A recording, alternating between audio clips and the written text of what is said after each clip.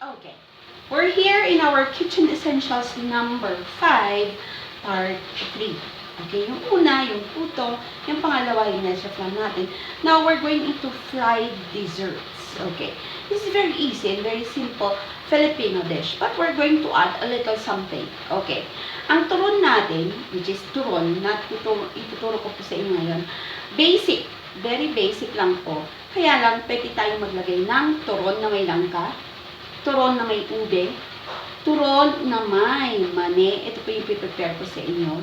At pwede rin pong turon na may kamote, may saging. Basic ang pinakasaging po natin. So, we can add different flavors in your turon. This is just simply going to be fried. Ano yung kailangan natin? Kailangan syempre natin ng lumpia wrapper. Okay? We have, the most important, the banana. Okay? Dipig. Saging dipig po ito. Okay? At meron tayong brown sugar. And of course, meron tayong peanut na roasted po ito. Roasted. This, tinuro po natin ng konti. Which we will add in our turon.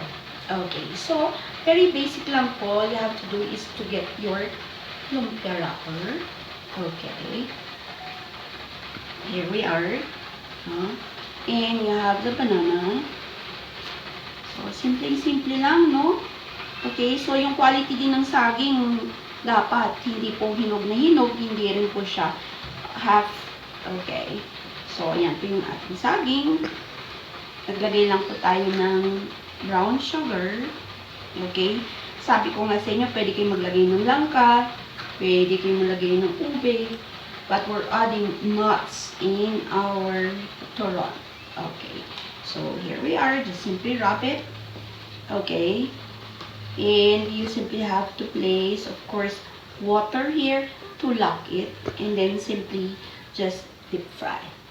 Okay.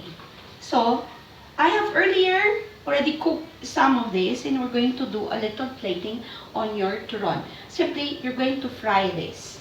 Okay. So, we have our pre-cooked turon already. This is it. Okay. You have here turon. So, sa plating ninyo, ha, importante, i-plating natin yung ating turon. Okay. So, yan po, you're going to serve it.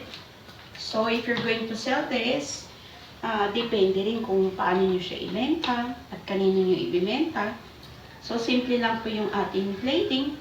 You have it here. Fried na po ito. You only have to add of your nuts. Okay. Yung iba, nanuan ng peanut butter. Okay. Or a little syrup that you have here. And it's going to be your simple turon. Thank you.